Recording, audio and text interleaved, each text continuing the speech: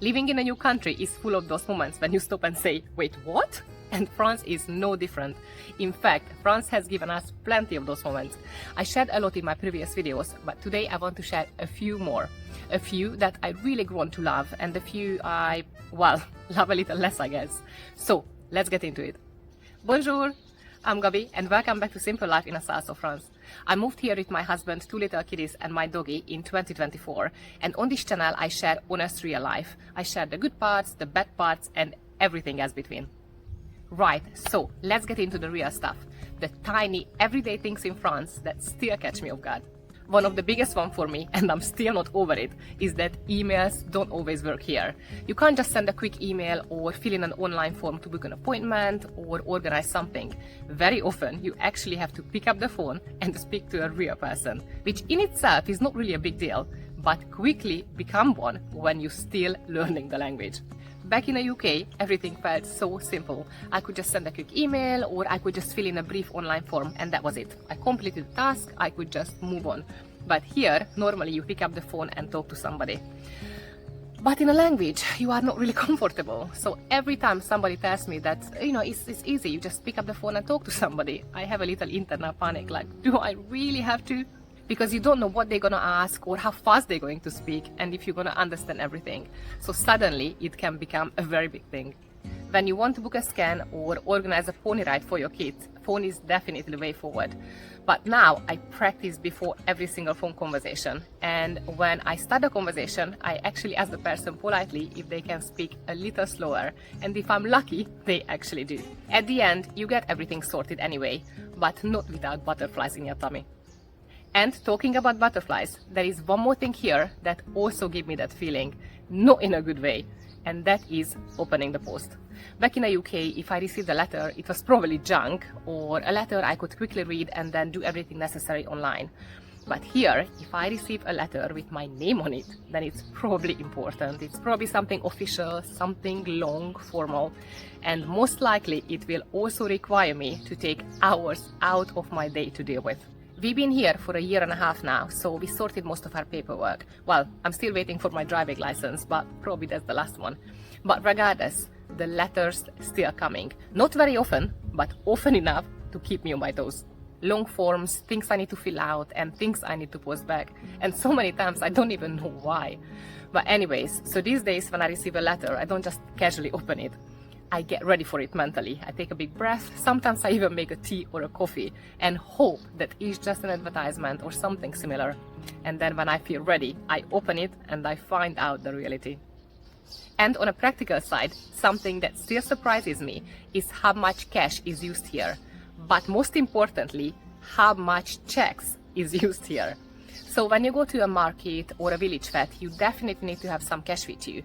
And I guess that makes sense because lots of local producers can't take card payments, so you're gonna have to pay by cash, which is fair enough, I get that. But what I don't really understand is why people still use checks regularly. It is super common here. They are accepted pretty much everywhere here, in supermarkets, for school lunches, even local producers accept it. And honestly, it's really strange to me because before we moved, for years before we moved actually, I haven't even used or seen a check before. But now, so often I'm just standing at the till at the supermarket and someone just take one out. And I'm standing there thinking, why? We have phones, we have cards, everything can happen in an instant. And then someone just start writing a check. You wait while they fill in and they check the details, show ID, and you're just standing there feeling like you just stepped back in time. So yeah, cash, I totally get it, but check is still super strange to me. But I guess it's just one of those things that you just need to get used to. But then there are things that go completely the other way, and restaurants are one of them because I genuinely love how they work here. So I talk about this in my latest video when I mentioned that when you go to the restaurant and sit down, the table is yours. Nobody gonna rush you to turn the table around, nobody gonna bring the bill without you asking. You could just actually sit there and enjoy the experience as long as you want. But there is one more thing I genuinely love about restaurants here, and that's the whole tap water situation. because tap water here is completely free and no one is going to try to upsell you bottled water. So the first few times we went out to eat in a restaurant here, we sit down and almost immediately we've been served a jug of water. And it's just normal here, and again, it's completely free, they're not going to charge you anything. And even if you don't get one, you can just ask for one. Completely normal, don't feel weird about it. And what also happened quite a few times, that you also get bread on a table free of charge when you sit down. And honestly, it's really nice because it just makes the whole experience a bit more relaxing. Because when you sit down, you don't feel like you need to rush to order drinks or don't feel rushed to look through the food menu. You could just actually enjoy the experience. And back in London, it was very different, because when we went out to eat there and we asked for water, we were almost immediately asked if we want still or sparkling water, even if we just wanted tap water. So suddenly you were sitting there making a decision you were not even planning to make. And to be fair, it's such a small thing, but I kind of feel like it makes a big difference, because once you arrive in restaurants, you don't feel like they just want to take your money immediately. You just feel like they actually allow you to enjoy the experience. You can just sit there and, you know, enjoy your drink, your food, the company, the weather, the atmosphere, anything, and just take your time. And it just feels so nice. And then there is bread, which honestly feel like it has its own category, because here people don't just go to the shop and buy bread once a week and then just forget about it. People go to the bakery every single day. It feels like a little daily routine. And at the beginning I remember thinking, why would you go to the bakery every single day when you could just go every few days and keep the bread at home, or maybe you can freeze it. But now I understand. It's not just about the bread, however, that's a big part of it, to be fair. It's nothing really better than a fresh baguette or a fresh bread. But it's also about routine. It's that small moment in the day when you step outside, walk to the bakery, maybe see some people, say a quick bonjour, and then come back with something delicious and fresh. And it's something very nice about that. It kind of breaks up your day in a very simple way. And also, bread doesn't really last long enough not to go every day. And after a while, you really get used to it. And I actually quite like it. I like the rhythm. I like that picking up some bread is part of daily life here. And something else I noticed quite quickly is the whole approach to drinks here. And I don't just mean what people drink, but how they drink. Because people do drink here. Wine with lunch, something in the evening, it's very much part of daily life. But the feeling around it is very different. It's not about getting drunk, it's just about enjoying the taste, enjoying the company. And the glass of wine is actually just part of the meal.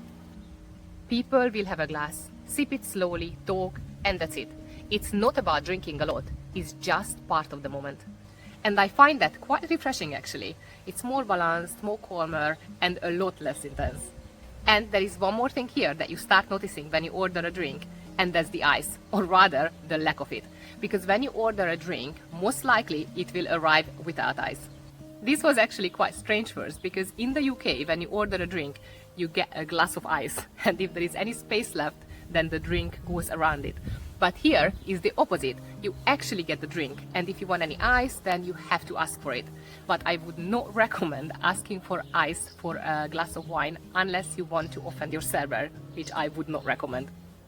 And something else that's quite different here is how people use cafes.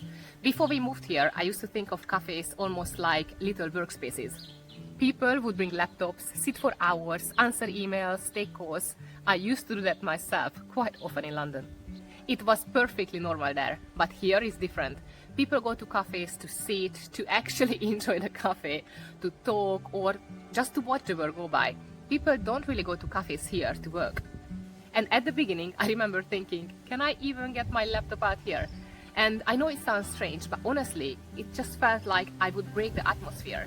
Because people are much more present here, like when you're there, you're actually there. You are not answering emails, not rushing through things. You are just having a coffee, chatting, and maybe just taking a moment. And I think that really connects to the overall feeling here of slowing down a little bit, because you don't always need to be doing something all the time. So yeah, these are just some of those little moments that comes with living in France. Would you like to know more about life here? If there is anything specific you want me to talk about in my next video, let me know in the comments. But for now, have a great day and see you in the next one. A bientôt!